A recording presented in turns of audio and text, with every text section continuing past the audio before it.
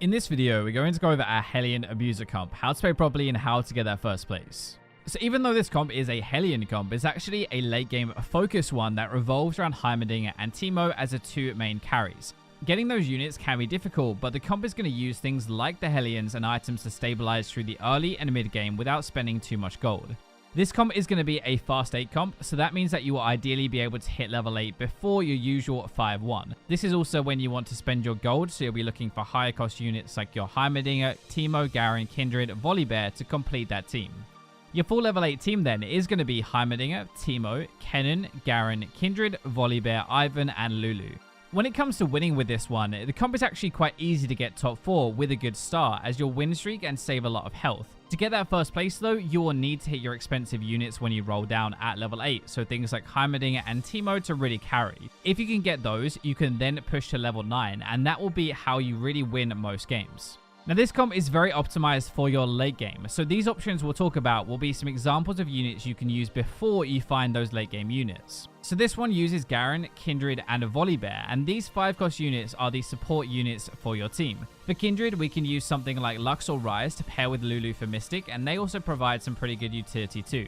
Volibear and Garen can be replaced by any generic frontline unit like Rel or Nautilus for example for Ironclad. Now your 2 main carries will only come in the late game with your Heimerdinger and Teemo, so you can use just about any magic damage carry to hold your items in the meantime. Some strong examples would be units like your Ziggs, your Brand, Victor, or even Vel'Koz. When it comes to our spatula items though, the first one you might look for is your Renewer. This will let you make another unit on your team a Renewer like Lulu or Kindred. That will help them gain mana while they're at full health, and you can also use this to go for 4 Renewers at level 9. If you can do, the best thing to build is going to be your Hellion Spatula. This one allows you to hit 5 Hellions very easily by replacing something like Garen for Poppy.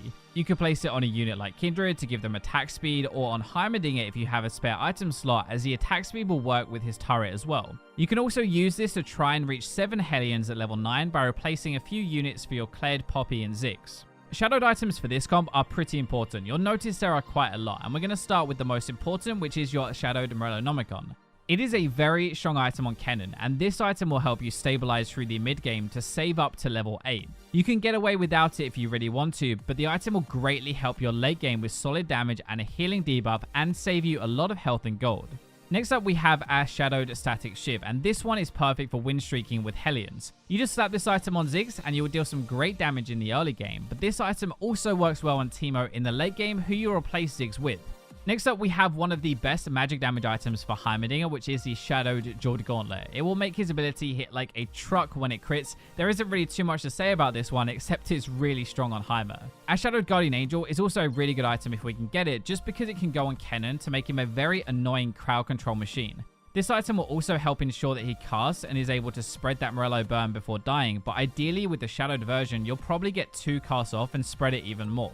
Last up, we have our Shadowed Warmocks. When you're running Garen, he is the perfect unit to place your extra belts on. His ability scales with maximum health anyway, and this item in Garen is a very strong tanky frontline.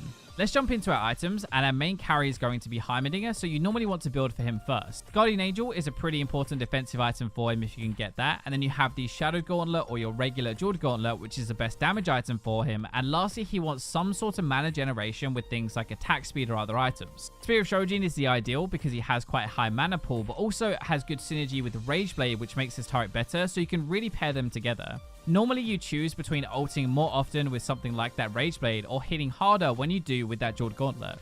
Most of your secondary damage, first of all, is going to come from Kennen. We've already covered that a little bit, but we really want to make the point that the Shadowed Morello on Kennen is so good. This item will allow you to build your economy up, which is really important for finding your Heimerdinger and Teemo later, but then tank items are generally the best as third items, so things like Frozen Heart, Warmocks are pretty good examples.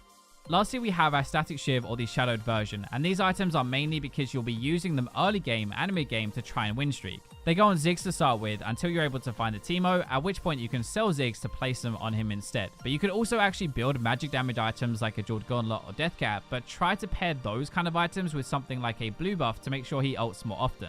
Now let's go stage by stage and break down the strategy of the comp. So we've said that it's a fast 8 comp, so the idea early game is not to reroll Hellions with this team, but you want to be leveling and playing aggressively. Try not to hold onto loads of components, you want to combine them and win streak early to have enough gold to go to level 8 quickly. So leveling up early also means you have a higher chance of finding Lulu to get that 5 Hellion online earlier.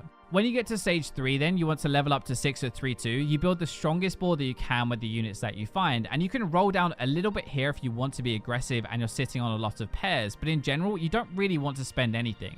When we get to stage 4, you level up to 7 at 4-1 and try not to roll down as you're going to be going for a fast level 8. If you are very behind and you need some upgrades, you're losing a lot of health, we recommend actually you do roll down here a little bit and then level up normally to level 8 at 5-1 to look for your units so you don't just lose. In a regular game though, you fast 8 by leveling to 8 at 4-5 after the carousel, and that's when you can roll down there if you have enough gold, and you need to, but you can also just wait for 5-1 with more gold if you're still winning.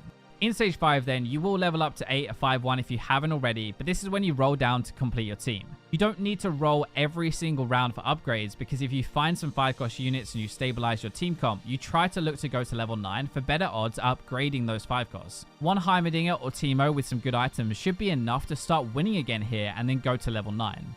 In terms of positioning, it's pretty simple. Your front line is going to go in front and your backline carries are protected by other utility units. Make sure to keep Kindred close to your carries though, but you can move around your backline to avoid things like assassins or Vel'Koz, so mainly keep an eye out for that. We like putting Teemo in the corner as well to try and make him the last unit alive, but that might not be the case depending on the team comp the enemy is playing. Here's also an example of a strong but pretty easy board that you can build early game. So that will give you everything you need to know to win with our Hellion Abuser comp. And remember that you can follow along with this guide in game with our TFT overlay, so make sure you download that and bring it with you into your next game.